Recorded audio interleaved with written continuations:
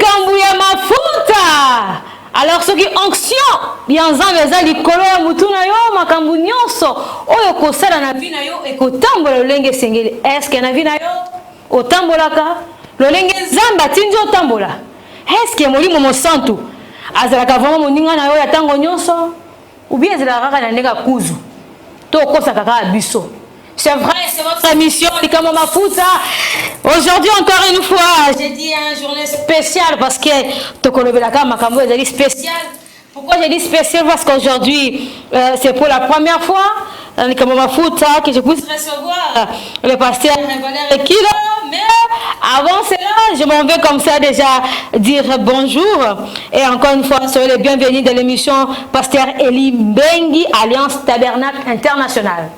Bonjour, pasteur. Bonjour, sœur. Ça fait un bail, hein, pasteur? Ça fait un bail, on était tellement occupés avec le programme de notre campagne. Pour le moment, ça va très bien. Et votre santé, ça va? L'église, ça va? Tout se passe très bien par la grâce de Dieu. Merci beaucoup, papa. Alors là, je m'en vais, n'est-ce pas, saluer et souhaiter le bienvenu au pasteur Valère qui la restauration tabernacle Bandal. Soyez les bienvenus, bonjour. Bonjour et merci beaucoup, Madame Patricia, que le Seigneur bénisse. Amen. Nous aurons aussi la présence du prophète Sissiote pour les comptes de l'Alliance Tabernacle Internationale. Soyez les bienvenus. Merci, Maman Patricia. Shalom. Merci.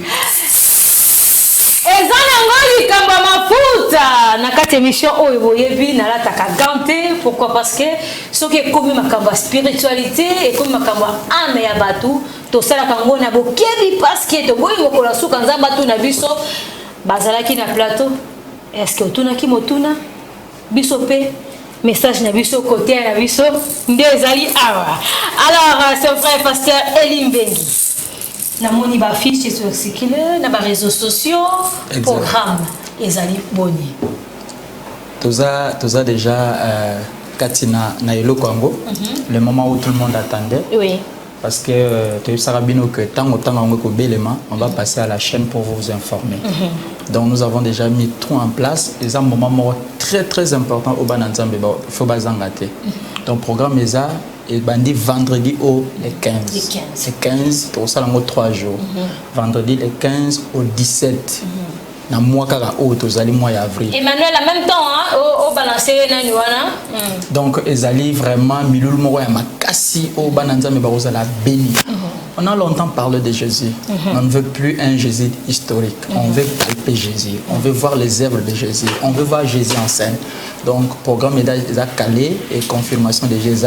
Pour notre sabananzambe que le 15 avril, Bozangate, parce que Milulu a mis une guérison miracle que ça, la promettre. Pasteur Valère Kila, c'est vrai, vous êtes invité. Alors, les enfants de Dieu, ceux qui vont vendre, qui va s'attendre à Nini. Parce que Pasteur, à cause de la bonne, on a brèche mon merci d'abord pour la parole. Les enfants de Dieu vont s'attendre à Nini. Je crois qu'il va s'attendre na accomplissement ya ba promesse ya Nzambe. Pour te dire que liloba Nzambe za la stérilité. Exactement. Kaka liloba na ndesali biso to koma ba Christ pe le komisi biso ba sana Nzambe. Miracle ki wana na monene zo zalate. Donc ceux qui le loto komba sana Nzambe to za côté ya même liloba. Je crois que Nzambe wana komi monisa na nzela ya bilembo. Pour liloba Nzambe zali attaché pe accompagner na basine na prodige. Donc pona koloba que batu ba kobika babeli batu ba koyamba Yesu pe batu ba ko mona vie na bango ko bongwama pour musala liloba Nzambe zali wana. C'est très bien dit. Le prophète est si sur haute. Balobi to zana makambo mibale hein. Faut dynamique ezala. Nani Yesus. Na mécanique hein.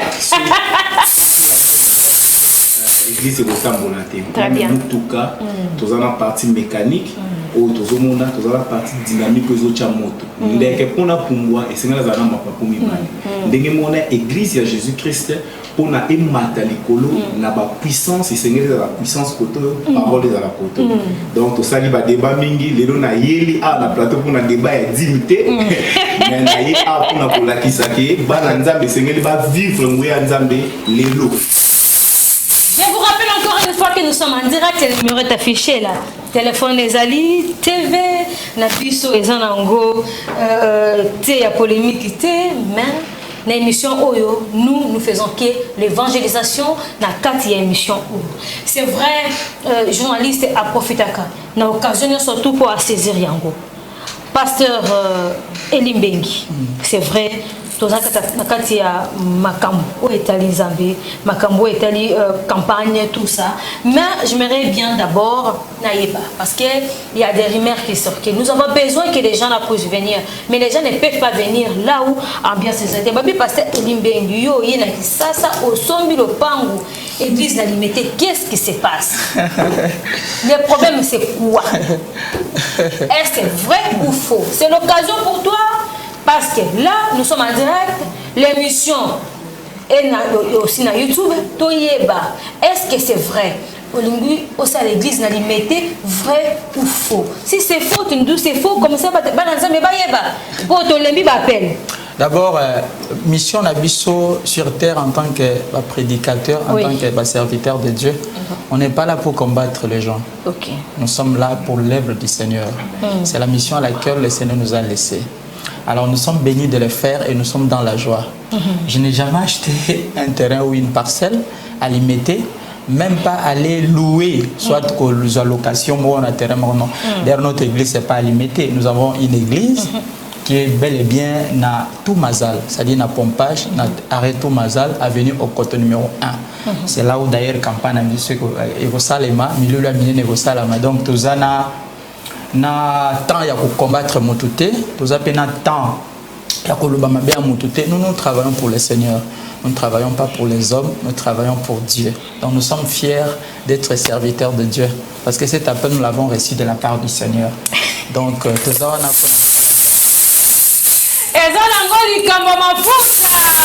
nous sommes toujours en direct, je vous rappelle, mais pasteur Valère Kila.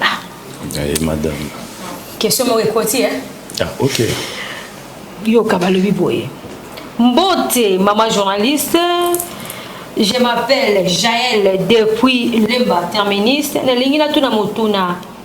Pasteur Valère, relation nini azana mona pasteur Moïse Mbi?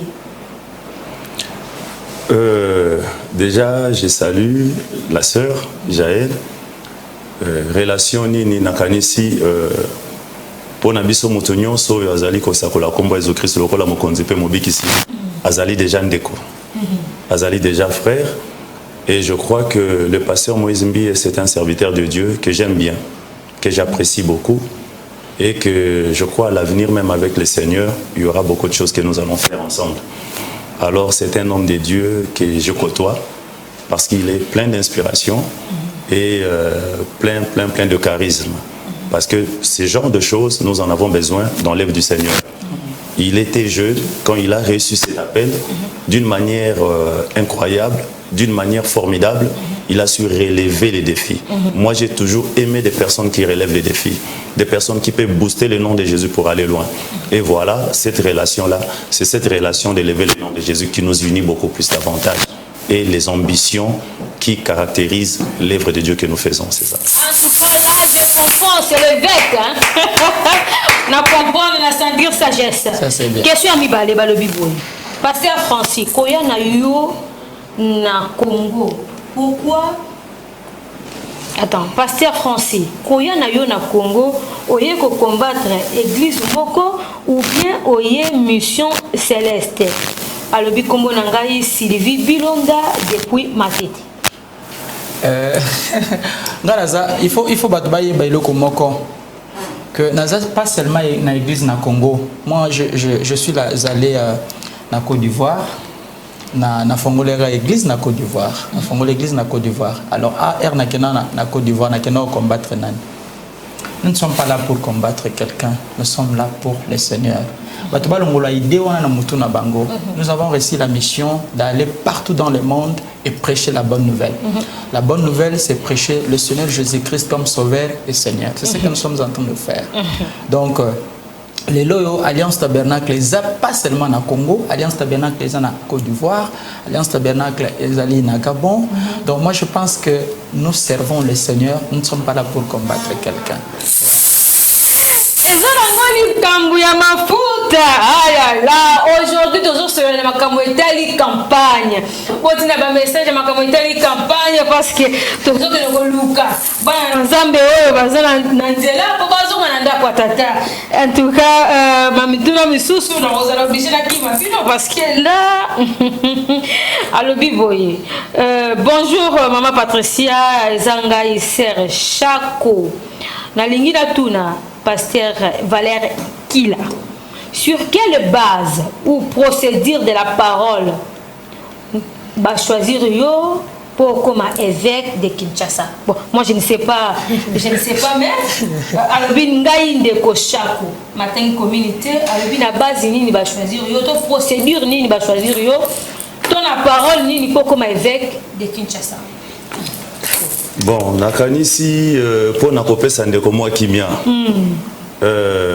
Moto oyo a choisi saka moto nde azalaka na ba critères ne atiaka nakanisi soki ezali question bato basengela ki répondre ezali bato yo batiaki ngai na kati ya ligne ya bato basengeli kozala ba évêque na mino maki évêque était donc question ane ezali yanga te pona ko répondre yango ezali bato yo batomba nomaki nga évêque nde bakoki ko répondre mais soka lingaki peut-être ayeba sur quelle base bakoki ko nommer évêque na kokaki ko expliquer ye na kati ya banza alors sur quelle base d'une manière simple c'est seulement l'évêque na kati ya fonction c'est quelqu'un qui a une église et après avoir une église il donne naissance aux autres églises donc il peut superviser en fait il gère une église qui donne naissance aux autres églises. Amen. Et c'est cet état de choses qui fait de lui un évêque.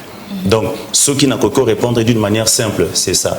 Donc, dans mon ministère, j'ai déjà eu à donner naissance aux églises. J'ai sorti de mon église des prédicateurs qui dirigent des églises aujourd'hui.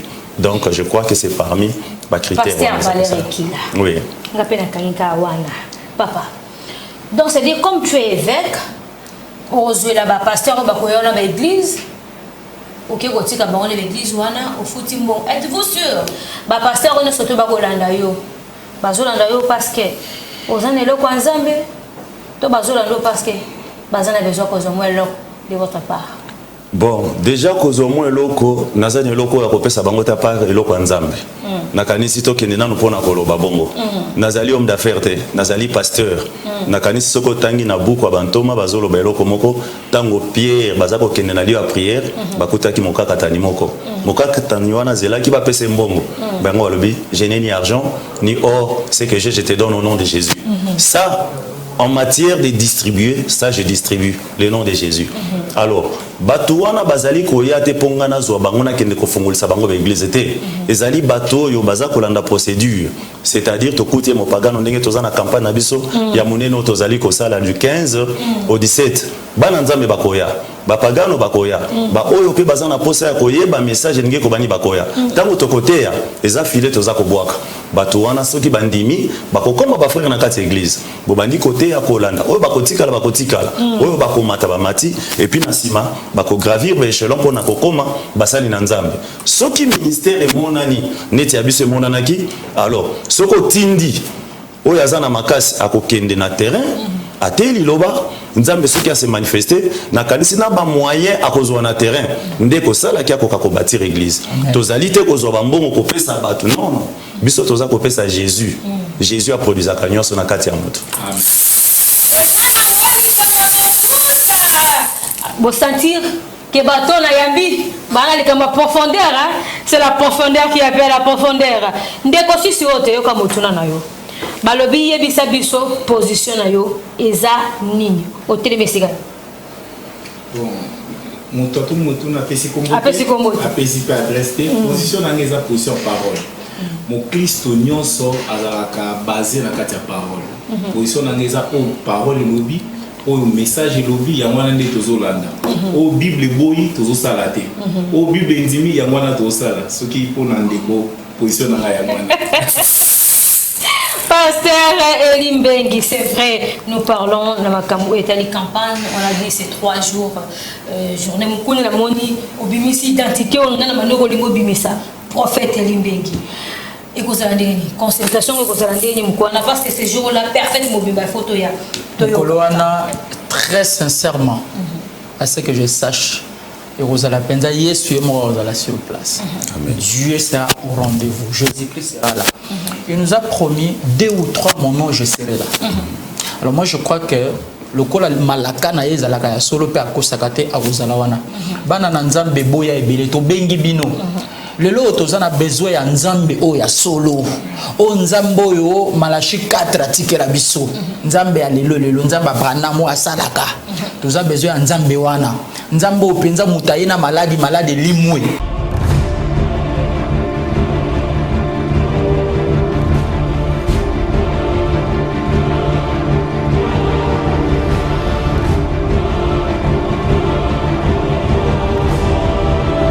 Shalom, épouse de Christ, que le Seigneur vous bénisse richement. Je suis le prophète Élie Bengi de Libreville, au Gabon. Nous sommes à Kinshasa pour une grande campagne d'évangélisation avec un thème « Prends ton lit, lève-toi et marche ». Du 15 au 17 avril 2022. Sur Pompage, arrêt Toumazal, avenue au côté numéro 1er. Comme invité, le frère Michel Bakenda sera avec nous. Il va nous faire une bonne musique et nous serons dans la présence de Dieu. Venez nombreux, vous qui avez des problèmes, vous avez des situations, vous voulez que Dieu vous parle, vous voulez que Dieu guérisse votre problème, votre maladie. Venez de 15h à 19h. Nous passerons des moments merveilleux dans la présence de Dieu. Dieu sera au rendez-vous. L'onction royale, Jésus-Christ est le même hier, aujourd'hui et pour toujours. Il ne change pas. Il continue à guérir. Il continue à opérer le miracle. Il continue à faire grâce à ses enfants. Alors Kinshasa, c'est votre tour.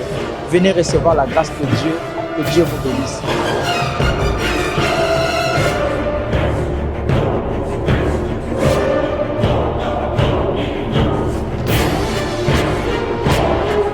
Ndenzambe wana tozanango. Na pesa bato témoignage moko ya mwa mukie. Mwana moko yaki na église na biso azako yoka te. Nzamba lobi bo bondela pona ye to bondela pona ye ali media mwana wana ayoki. C'est-à-dire nzambe a promettre biso. Non na Libreville. Okay. Na Gabon na Libreville.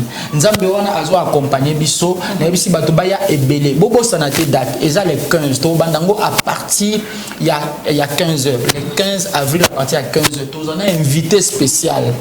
Invité spécial au bête la biso musique à solo penza autoro bina penza hein. Ba o balinga penza musique à solo. Frère Michel Bakenda à Ozalawana.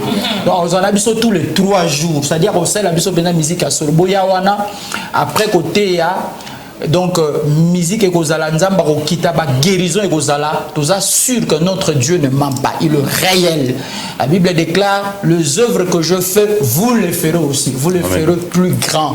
Et ça malaka au Bible pesi biso pe tozana kondima que Yesu yemoko a kozala banza boyana bato bazala baladi bato soki mutalo bakate azali boma yo mwasi obotakate ozana ba problème o ba myome ba fibrome makambo ebele ya kaka ya eza problème na yo yo ya komona nzambe akopesa ozana ngobose. Si ton Dieu est mort ou si ton Dieu n'agit plus ngonga yango yako meka nzambe limbengi na nzambe ya valeur ekila pote ba soki pe nzambe asisi ota lobaka yoka motuna tokotanga lelo ezali émission na biso likama mafuta to répondra toujours na ba question pour se quitter bakolo bakie maman Patricia atanga kité yoka question papa Valère. Bonjour papa Valère, kombo na ngai ndeko Juni depuis Monga Fula na lingi na yeba motu na ngai ezali we pasteur Valère position na yo ezali nini na nyonso ezoloba mana kombo na yo wana motu na liboso motu na mibale pasteur Valère, est-ce que oza toujours mwana ya PO na bilota bana ya nzambe balingi bayeba position na yo? Bon. Ndeko Juni depuis Monga Fula. Je dois effacer pour me soucier. Voilà. Merci Ndeko Julie. Na pesi ombote place aux ali. Na kanisi ceux qui prennent likambo position, bon na évité la position par rapport à quoi? Si wote Mosakol fils prophète a utoloba. Na kanisi position oyo ya mwana nzambe ya mosala nzambe oyo l'équipe a position nous ali côté les melana liloba. nakanisi soki totelemi na liloba tokozala na problème te. Deuxièmement, alors nayebi te oyo bato bazali koloba. Alors ezali pasi po na ngai nakoka ko répondre na makambo nga nayebi te. Nayebi mutu aza koloba nini te, bato ngo baza koloba nini te, nayebi te. Peut-être nakoki koloba mais loko position na ngai ezali nazali kondima Yesu lokola mokonzi pe mobikisi pe naza kondima prophète Branham lokola mosakoli atango ya suka oyo yaki na message oyo ekoki koyamba oyo ekosengeli koyamba bozongi ya Yesu Masia nakanisi position ya moto ya vraiment. Vous êtes toujours l'enfant de Péo et de Bilota. Péo c'est pasteur. Moi je pense pasteur. Non non, c'est la question posée parce que écoutez. C'est l'Ikama Fouta. Moi, c'est la première fois que je puisse recevoir le pasteur Valère. Avant que Baya, moi aussi j'avais fait publicité, la carte Baya, sont tout qui Bakoya. Maintenant, le numéro qui est affiché là. Tant que c'est le moment pour lui de répondre. C'est vrai, c'est la campagne. Mais le quand c'est la campagne, en même temps, tu as la publicité et en même temps aussi, tu as ça la nani. N'est-ce pas? Alors, papa, on répond à Motuna comme ça, tous avons une image. Yango na lobby que nakoki ko répondre na elika momoko na yebi bato baza kolobate en fait. Ngai mutaye comment na ngate pona ko présenter nga problème. Alors il est difficile pour moi de répondre. Pour exemple moni makambo mususu balobaka boye na français. C'est lui qui pose une question détient une partie de réponse. Alors peut-être lui sait pourquoi il pose cette question. Moi je ne sais pas. Donc, alors, je peux donner une affirmation, je ne sais pas, une confirmation comme ça, qui peut aller peut-être, je ne sais pas, être interprétée d'une certaine manière. Alors, pour quelque chose que je ne sais pas. Alors, je suis là, je réponds pour le campagne, et vous connaissez le nom de l'église, donc je crois qu'au moins ça, je sais ce que je défends pour l'instant. Mais la patience, c'est votre Kolbani.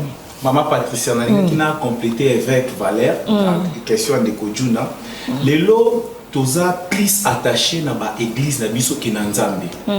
Lelo bat ba osala souci pour na mutu parce que atiki peut-être pasteur moko, atiki peut-être église na yakala, mais atika na liloba. Au contraire, il faut toza na souci ya mutu o atiki liloba na Nzambe akomi musumuki ke parce que atiki mutu. Okondima mutu te pasteur parce que azana sima ya pasteur moko, azana sima ya église moko ya munene te. Tokondima yo soki ozana Nzambe ya Bible. Bana Israël ya ki Josué, babi tokolanda yo Josué. Soki to moni bilemo e bande kolanda Moïse na kati na yo. Balanda ka mutu te parce que aza attaché na pasteur reconnu dans la ville ou bien asanda na église que ça construite ou soit alongwe pasteur moko nde tokolande te. Soka tika na loba na Nzambe ne ko s'inquiéter na ye.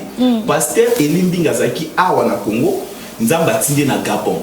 Tout le monde va œuvre nous même Nzambe ko atindaki na Gabon à église a plus de 1000 quelques personnes et puis plus de 11 églises au Gabon, à Libreville, na Moana, na Côte d'Ivoire, na Cameroun par-ci par-là.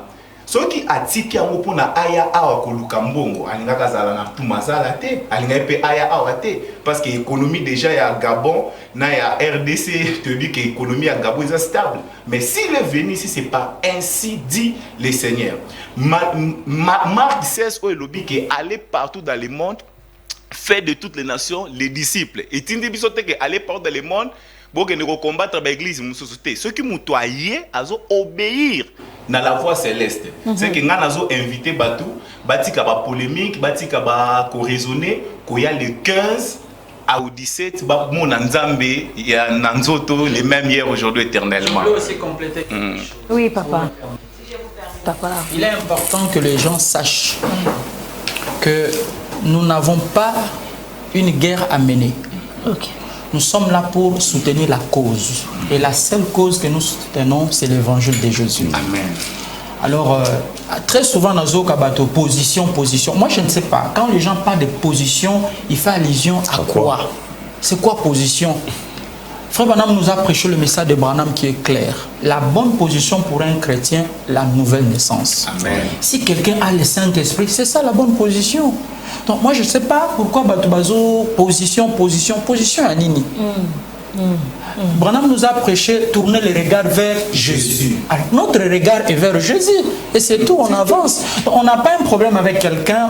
On n'est pas là pour faire un débat ou soit polémiquer sur une affaire. Nous sommes là pour l'évangélisation. Gagner les âmes. Et nous tous, notre objectif, c'est le seul. Frère Branham dit, le seul ennemi de tous les chrétiens, c'est le diable. Nous combattons le diable. Nous n'avons pas les combats avec quelqu'un. Nous ne sommes pas là pour, n'est-ce pas, indexer une église ou indexer une personne. Non, non, non. Nous ne sommes pas là pour ça. Je crois que le pasteur Valère, c'est quelqu'un de grand, c'est quelqu'un qu'on respecte, c'est un grand homme de Dieu. Et j'aime beaucoup sa sagesse. Donc, moi, personnellement, j'ai voulu que je sois à côté de lui et pour que je puisse aussi acquérir sa sagesse.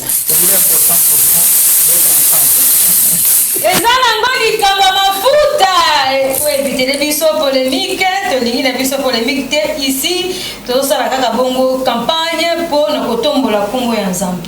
Mutuna o balobi boye, c'est pour na ba pasteur nyonso bazana plateau. Alobi, je m'appelle la sœur Naomi depuis ma campagne. Ouais, bébé parle d'un processus pour en arriver à prêcher la parole. 1. Appel. 2. Formation. 3. Dieu placera son esprit. 4. Dieu te donnera un message à prêcher. 5. L'emplacement ou le lieu. 6. Un peuple à vous écouter. C'est quoi position la bino? Par rapport à Yawana Boum, il va expliquer. Évitez mon tour par rapport à quoi, papa? Défendez-vous, parce que moi-même, je n'ai pas compris. Et puis, à l'objet question, non, mais qui est marié? Bon, je crois, attends. Ok. Pasteur est qui là? Un pasteur doit-il marier seulement une fille vierge?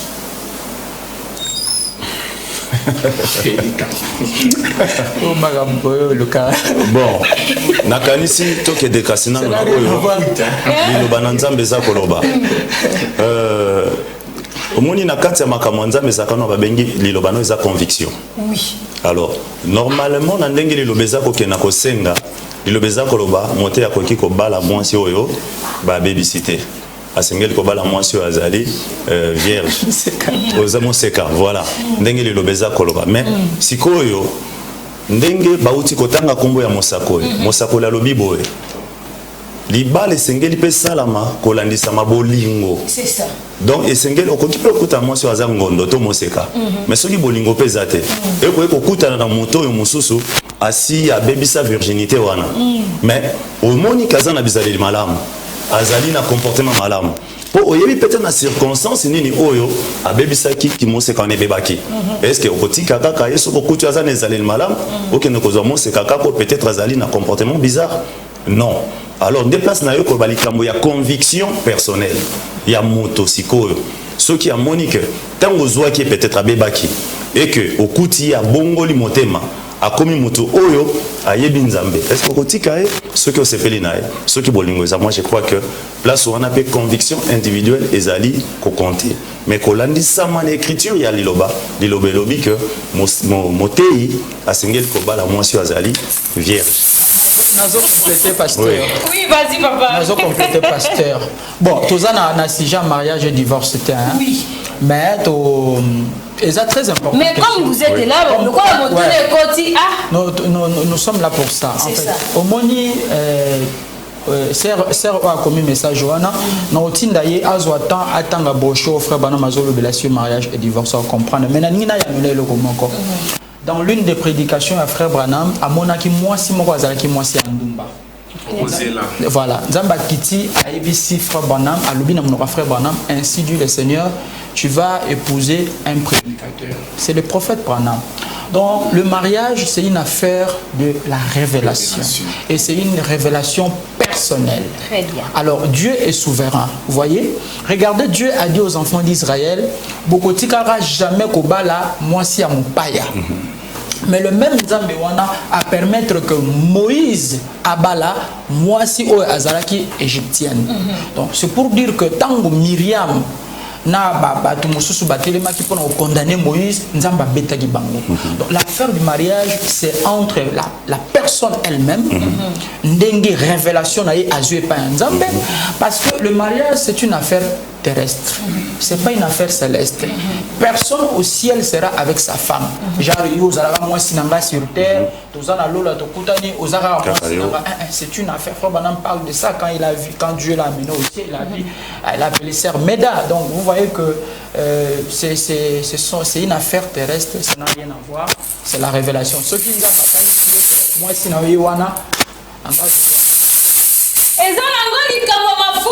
c'est vrai, campagne Nabiso et ses bandits. Les 15 déjà, il y a semaine prochaine, yo yebi. Ozana makambozo tungisa yo. Omoni osuki. Ozana musala makambozo tambulati. Ba problème ezo lekela yo. Okomi limité. Bakisi esili na kosila to changer ba sorte bakisi. To lingi batu wana na campagne. Tant ba médecin ba lembi to zana docteur ou azali collègue ba docteur nyonso. C'est notre Seigneur Jésus-Christ. Ndesti na biso na plateau ya lelo. Nzambo wana to lukaka wana wazaka les mêmes hier aujourd'hui.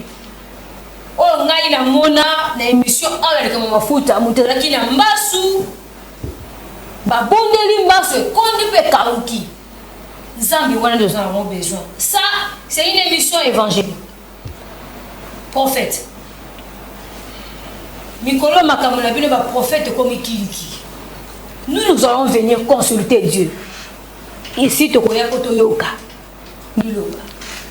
Motuna no ezali pona ba prophète. Prophète elimbengi, prophète sisuote. Tant bozo pesa bisakoli. Bisakoli wana ezala kaka oye komi to eleka to tozanga na besoin de prophétie eleka mo to ebike il faut koma ezala ka lolengeli. Je préfère pour pasteur Elia Banda pour répondre après. Papa na baluki pana. Merci beaucoup pour la parole. D'abord bato singeli bayeba que prophète biso quand on dit prophète, il y a des sortes de prophètes. Okay. Il y a le prophète majeur et le prophète mineur. C'est-à-dire, il y a un prophète au hasard don la prophétie, un prophète au hasard un ministère prophétique. Alors, nous, Dieu nous a visités au travers d'un prophète qui s'appelle William Marion Branham. C'est lui notre prophète. Yenda Azali majeur. Yenda Azali prophète majeur. Okay. C'est-à-dire, Dieu peut nous doter de certains dons, dont la prophétie. Mais cela ne fait pas de nous le prophète comme William Marion Branham. Tu ne vas pas confondre le Kouanate. Frère Branham me dit, le prédicateur, n'est-ce pas, le prophète de l'Ancien Testament sont des prédicateurs dans le Nouveau Testament. Prophète, parce qu'un prophète, c'est celui qui prédit l'avenir. C'est lui qui parle de Jésus. Je crois que quand un prédicateur se tue à la chair, il parle, il prophétise. C'est une manière de prophétiser. Parce qu'il est en train de parler, n'est-ce pas, sur les événements qui arrivent. C'est ça d'abord le ministère prophétique. C'est-à-dire tu peux être un pasteur, mais tu as un don prophétique. Les gens peuvent t'appeler prophète, ce n'est pas un péché. Donc que les gens ne disent pas que le corps là-bas, prophète, c'est Kaza frère Branham. Non, on ne peut pas s'égarer avec frère Branham. Frère Branham est l'unique prophète que Dieu a utilisé avec un don spécial. D'ailleurs, ce qui fait de Branham un prophète, ce n'est pas les dons de révéler les choses. Mais ce qui fait de lui un véritable prophète, c'est la parole qui a révélé. Amen. Parce que le véritable prophète révèle la parole de votre temps. Il a révélé autant pour moi la parole de notre temps. Et c'est ça qui fait de lui un prophète. Et nous croyons à ce message, que est le message de Branham. Alors, au-delà de ça, on peut avoir un don prophétique. Parce que Frère Branham dit ceci, un véritable prophète, ce n'est pas ce qu'il fait. C'est pas ce qui se passe dans sa vie, mais quand il dit quelque chose et que la chose arrive, par exemple, dit croyez-le. Vous voyez? Donc, nous avons expérimenté notre ministère, nous avons eu à dire de certaines choses qui se sont réalisées. Alors, ça prouve qu'en nous, il y a cette partie-là, ces dons prophétiques, ces ministères-là, donc ces dons-là, je peux dire ça comme ça. Donc, c'est un peu ça, le don. Donc, ceux qui va bengi biso, prophète, exact, que tu commis frère Branham, ou bien tu vas confondre le Kouanate. Et là, Moussou Daningana souligné qui est très important. Voici, papa. Vous savez, Batou, nous ne sommes pas là pour évangéliser les gens du message. Okay. Ça, je dois le dire. Parce que les gens du message, ils connaissent déjà le message de Branham. Amen. Ils ont déjà crié au message. On n'est pas là pour les évangéliser. Parce qu'on suppose que là où ils sont dans leurs églises, ils sont bien nourris, ils sont à l'aise. Nous évangélisons les païens, les gens qui n'ont pas encore compris le message de Branham. Peu importe la manière que vous jetez le filet, l'objectif c'est d'attraper le poisson.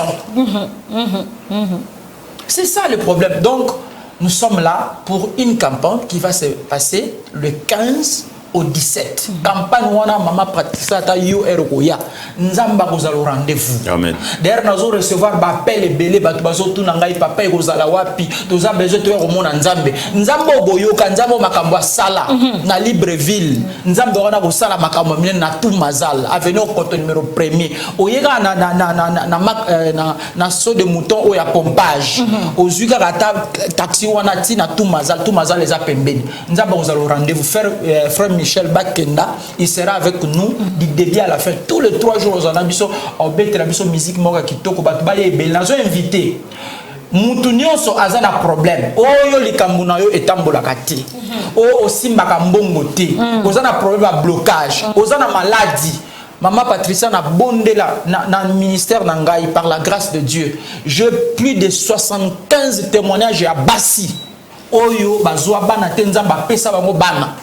Nazana basi misato ona bondela mususu azaka 20 ans ya stérilité, mususu 17 ans, mususu 16 ans. Nzamba pesa bango bana.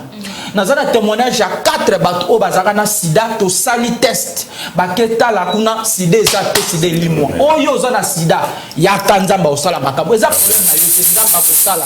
Donc ozana paralysie mutatambola kate. Boya na ye mutazana liboma boya na ye parce que nzamba lobi akosala makambo ya minene pe nguya ya nzambe ekozala permanent.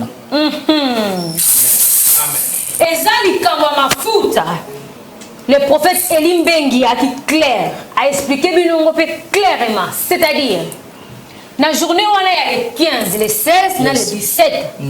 Avril. Donc, avril, là? Moi, semaine prochaine. C'est-à-dire, le pasteur Valère, qui là, n'a évité, thème, il y a exploité la campagne de Bissou. Prends ton lit, lève-toi et marche. Prends ton lit, lève-toi et marche. Nalingi na bakiselo komo kona kanisi Nzamba kozala kaka le 15. Nzamba zalaka déjà wa. Nzamba za kosala déjà. Nakanisi to konta to zalaki depuis 9h na église. Toye kolongwa na retard parce que bato baza koya. Nanu campagne bandité. Consultation za kosalama bato baza koya. Nakanisi ezali kamba kolobate nakanisi to zalaki bato baza kolela. Ya kolela. Bato baza kumusuko bima na balabala. Azui muto aye na ye bato baza kokuta nzambe nesika wana. Exactement. Donc nakanisi manifestation officielle peut-être oui cause na présence à la caméra ndé cause les 15 les 16 na les 17 mais nzambe aza déjà à l'œuvre aza ko sala nakanisi ba oyo bakoki koleka déjà wana na tango espace wana ekokoka batunyo sona kati en tout cas na ndenge déjà to sito mona kinga et déjà na bandaki lo bakoto na pasteur to senga na ba voisin pour na place moto sengeli ko buka wana Nangolo nzambe to déplacer moi biloko ezali wana nakanisi ba voisin na biso pe baza coopérative baza kondima soki to sili ici na ndenge nzambe baza ko sala nakanisi to kobongisa kaka na sima soki babuka na o bato baza à l'aise en tout cas espace wana kozala moi muke yango toza ko senga na bato déjà bayaka avant boya boko kyokuta déjà nzambe aza wana aza ko sala musala eza musala nzambe za ya mutute nzambe aza ko visiter bato na ndenge moko aza ko linga pe ndenge moko azo mema bango katikati nesika wana eza na ngoni samba mafuta singa na comprendre malamba lobi lève-toi prends ton lit et marche c'est-à-dire yo yebi oza mikumba yaka nango pour soko silisi o récupérer oya yo ya important pour makaka pepele papa nazongi pana ngai na linga ka makambu ya je vois authentique. Répondre pour la prophète. Oui, vas-y papa. Frère a tourné qui question de tes sœurs, tes frères, alors prophétie et zandengeni makamka que l'équipe d'abord nazo répondre pasteur Francis Eli à lobby. Tant où nous avons pesi dans la prophétie, prophétie là qui c'est qu'on prédire quelque chose. pe moté ya Nouveau Testament selon Mosakoli aza prophète. Donc il y a prophétie nzamba pesi ya na kati église pour na édifier. Ba prophétie autoroza pour les ba prophétie lokola ba spectacle o ba bazomona partout te pour na kosala kombo ya mutu ko élever mutu ko élever église to ko élever ko lukambongo te. Tant nzamba zotinda ba donner na kati église eza pour na komema édification, komema ba âme ba croire na ye. Pour na nini nzamba ti ni do ya prophétie na kati église. Soki oke na hôpital ya solo et que docteur a pétion balamoko qui si sent que asala yo diagnostic aza médecin mabe. Un vrai médecin avant pesa yo qui si singeli a diagnostiquer maladie ozobela a comprendre que ozana bokono songolo pakala nde a pétion qui si.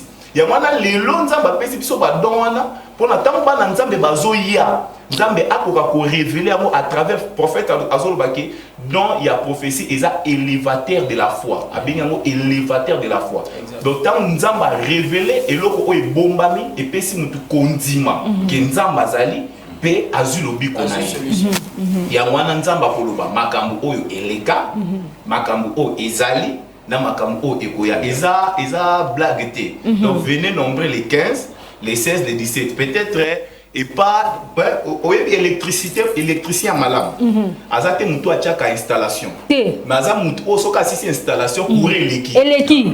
Donc mutu ya malamu aza mutu moko te hotel la biso makambo belé yeso salaka yeso abrana malobaka soki na suka to moni nzambe wana ya brana mete courir leki te aza faut te il faut courir leka.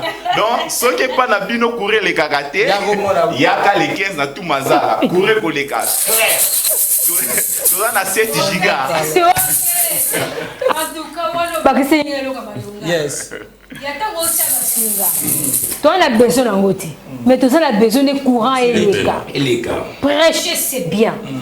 Mes paroles, tu as belé. Mais tu as besoin de mona. Réalisation, manifestation et le courant.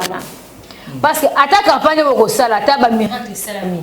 Mais solo important ezali mutu oyo ana masumu akatisa ka aya nga mukoto ndenge site ya campagne na biso.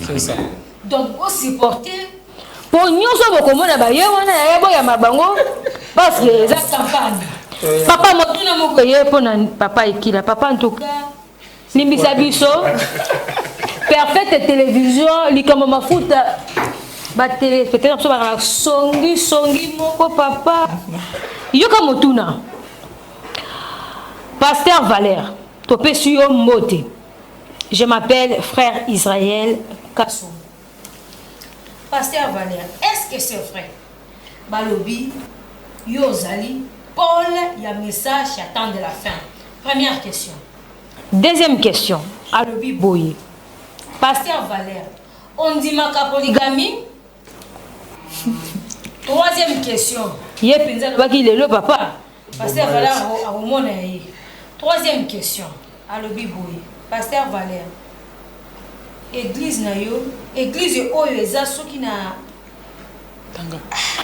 Tanga. Te papa répond na mibale wana.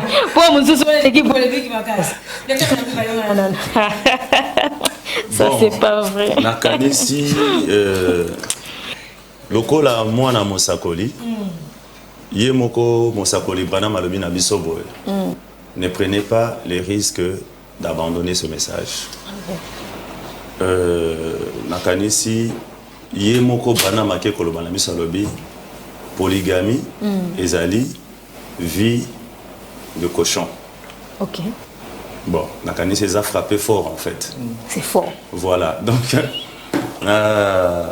naza na problème te na ba polygame en fait ngali kamezali loba nzambe po to ko rendre compte ya makambo to za côté. Bon, Nakanisi po na ngai en tout cas, nous avons commis une étape pour en être. Pour éviter peut-être nous avons assisté quand on va brochure nous sauter. Peut-être ceux qui tant comme une étape pour peut-être nous découvrir. Mais du moins ici qu'on a zali wana, nano nazana ngona mutu na ngaite, pe na kati enseignement na ngana ko côté eloko na mukolo mon côté. Alors deuxième, ceux qui va lobby que pasteur Valère Rosalie Paul. Paul, il y a message j'attends de la fin. Il y a message j'attends de la fin, bon on a évité. Ceux qui ndekwayo ki ango wapi.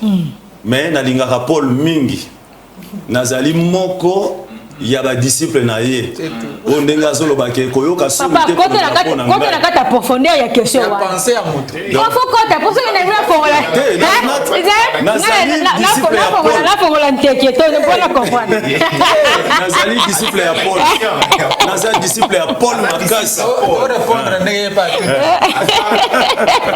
bon à cause de la Paul il y a mis ça dans Paul la bande pour implanter ben l'église il y a mon passé dans l'église nazali disciple à Paul OK dans musala nyonso Paul asali naza disciple ceux qui toquent na 1 Corinthiens 2 Corinthiens tokiti tokoti na acte banto mati babengaki naza pena na terre ngo makasi naza pena moye ko ya Thomas Paul makasi ezana ngoli kama mafuta mais pasteur Valère vraiment lelo na bomi bagana bomi volelo ce que c'est là qui campagne te papa lelo masas na bobi c'est pas ça pourquoi n'est le polémique papa na polémique te ngai te papa na ngai te papa na ngai tozo ya makambo etali campagne le 15 le 16 le 17 acha affiche boya la direction ya tout mazala bino nyonso boza bana nzambe bolinga bana nzambe boya wana boya ebele à partir de 15h il y a 15h à partir de 15h c'est 20h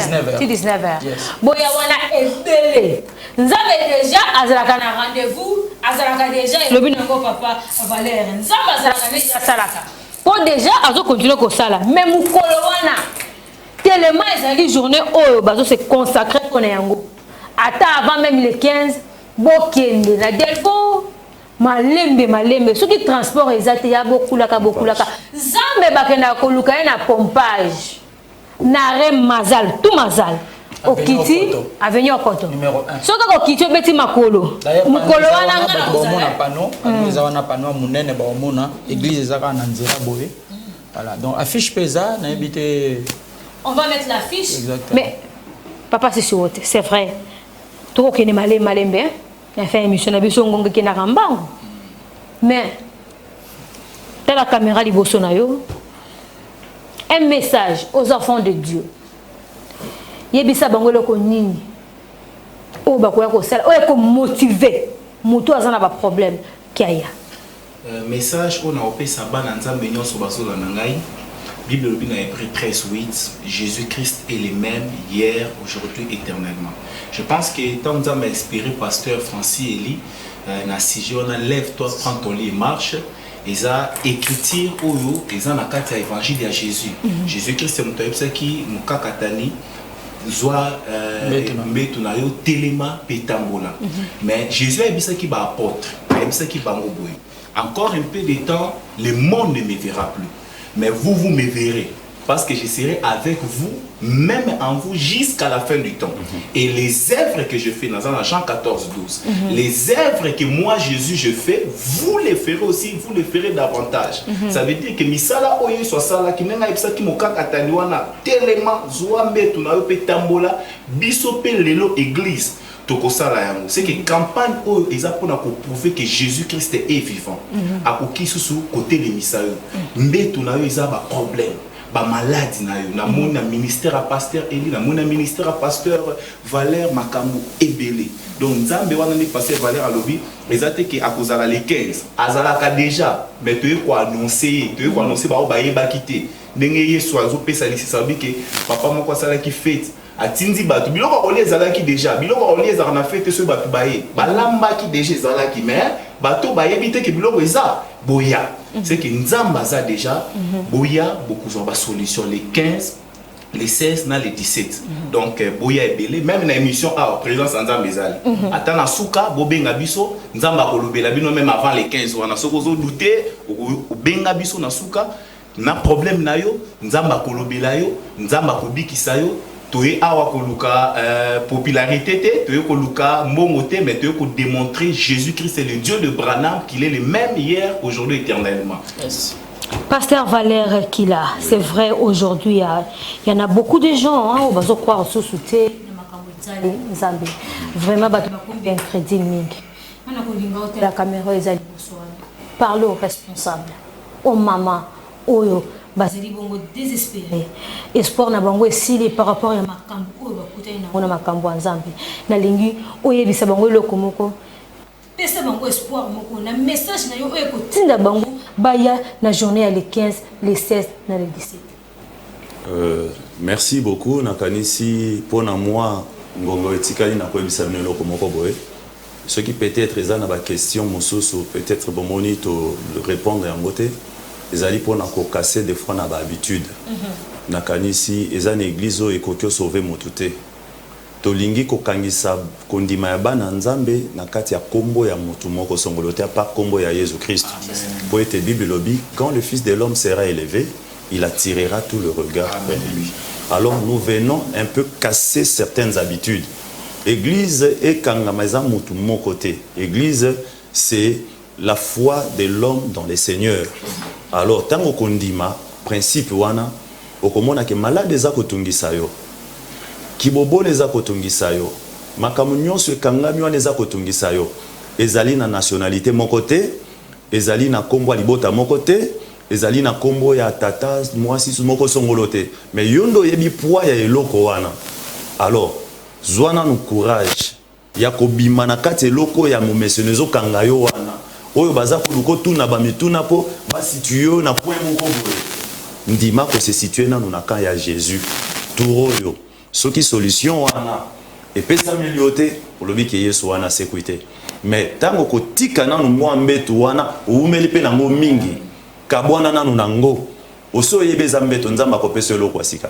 Yako komona ndenge nini nzamba ko bikisa yo. Eloko na lingi na lobaka ka mutu ezali wana Musa Koli oyo auti na mboka musika. Na kanisi ezali likabo nzambe apesi pe biso na kati na génération oyo. Na kati na temps oyo.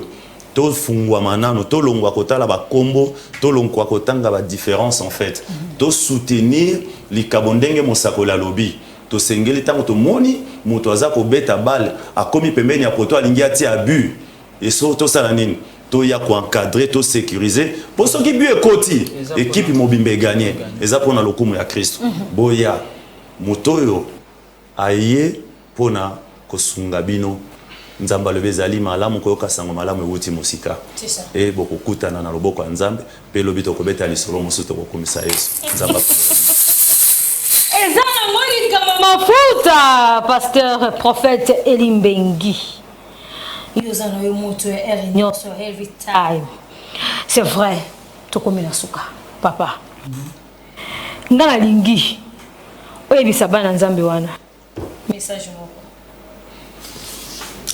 pour attirer bango pour baya pour attirer pe bandeko nanga journaliste baya na ba caméraman baya caméra za libosona. Merci beaucoup. Message ezaka moko. Bible lobi Jésus-Christ est le même hier, aujourd'hui et pour toujours. Amen. Il n'a jamais changé. Mokolomo boye Moïse amati na ngomba akutana likonzi na moto. Moïse alingaki ayeba kombo ya nzambe wana. Atuni alobi c'est vrai ozotinda ngai. Siko soki na kei na mboka yango na Egypte. Bato wana batuninga nzambe oyo atindi yo kombo na ye nani? Nzambe ayebisi Moïse. Tango kokende okutana libota wana yebisa bango que le je suis m'a envoyé. C'est le nom nouveau de Dieu. Le je suis. Le Dieu dans le présent. Ce qui veut dire que Nzamba Zali, Dieu est réel. J'ai vu Dieu en œuvre. Et il existe, il est réel. Peut-être qu'il y a une église qui a une déception. Il y a un problème, il y a une solution partout aux ouatés. Au Kenya, il y a un hôpital. Il n'y a qu'un seul homme qui est capable et qui a les derniers mots. Comme on a dit, Yesu Masia. Ne Yesu on a te représenté bino. Nzambe adotaka mutu na likabo na ye. Naza sûr que makabo e vandi nzinga ya plateau eza makabo ya Nzambe. Boya boko mona Yesu en scène. Nzamba ko bikisa babeli mikolo wana. Bato nyonso ba yebi ke bazana problème et que le problème na bango esi la kate yaka. nzambe ye moko kopangusa pinzoli na yo olela mingi ovanda pe na église kala solution ezwamaka te likambo na yo umeli ngonga yango oyo nzambe azopesa yo. C'est une occasion pour toi, eza occasion oyo nzambe apesi yo mpo kutana na ye face à face wane kozala te oyo balobi oyo nayokaki nzambe alingi yo moko oyo kovivre événement abele oyo ozoyoka eza nzambe nde moto azobenga yo na tout mazal avenir au coton numéro 1er na pompage. Justement, ce qu'on a na pompage, au matin moké, tout mazal, et a connu, au moment église Alliance Tabernacle. Frère Michel Bakenda à Rosalawana, au Ebi, Tango, ça y est, Lazaraki maladie, Bakenda ko luka mo beti nzenze. Mo beti nzenze, au bamona kezaki David. Tango David a beti nzenze, ça y est, le kota kezalaki ya maladie lungwa qui, au travers d'un chant, tu peux aussi recevoir ta guérison. Tu peux recevoir ton miracle. Nzamba kozala wana rendez-vous baya ebele bana nzambe baya ebele so kozana mutu yebi aza alala yaka na ye o mutu wana na yeba kayaza mutu aliboma yaka na nzamba osala message na pesi bana nzamba wana ezana ngoli kambu ya mafuta toyoka na malamu église ezesika o te to vanda kaka parce que to message na ngote yaya soko vani na église wana omoni ke makambu nezo marcher te. Yo mwana 15 ans comme le quoi mwana 20 ans. Non. Yo mwana 18 ans comme le quoi mwana 40 ans. Et la kisi nini? Soki nzambe azali ya solo na kati na yo molimo mo santu azali ya solo na kati na yo. Il faut cela moite. Soko moni biloko wana ezo tuta na te. Tanga bisaka. Kende koluka nzambe. Ezana ba moment oyo mutu. Il faut kutana na nzambe ye moko. Pasteur aza moninga na yote. Pasteur aza ndeko na yote. Pasteur azali mosali ya nzambe. Oyo nzamba tindi to nzamba poni po alobela kabiso. Mais soki to moni ke nzela yango eza ya kotengama na kovanda ka tipo pasteur na lingaka yo. Te, eza wengete. Makamo nzambe zaka wengete. Moi, je vous dis, s'il s'agit de makamo nzambe, côté wana na komaka mutu mususu. Parce que nga moko nazalaka témoignage ya makambu ya nzambe. On m'appelle Patricia Moutonkoli ezali kama mafuta. Merci beaucoup à mon équipe technique. Au revoir. Mercredi déjà, on sera encore là. Wana koute koza sous grave parce que musique et kozala, ba témoignage et kozala belé avant vous, il y a les 15, les 16 et le 17. Merci beaucoup à Pasteur Valérie Kila. Merci beaucoup, Pasteur Prophète Elimbengi. Merci beaucoup aussi à Prophète Sissuote. Au revoir.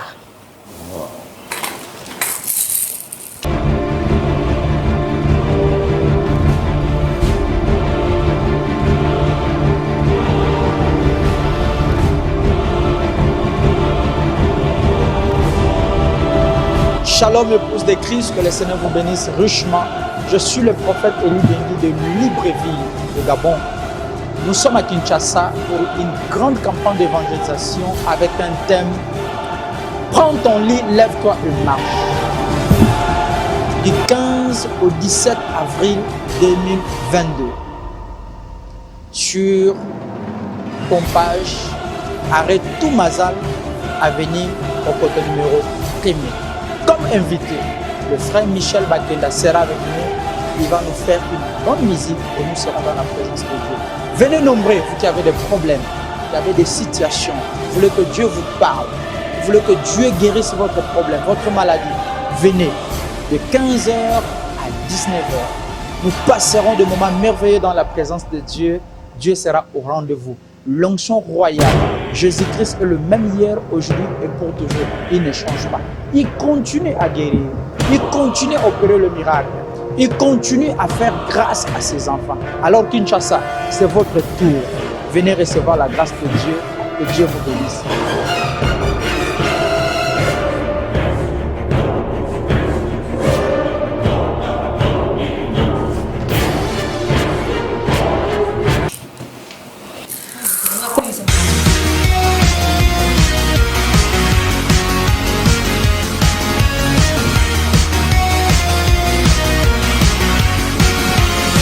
La perfection dans la simplicité.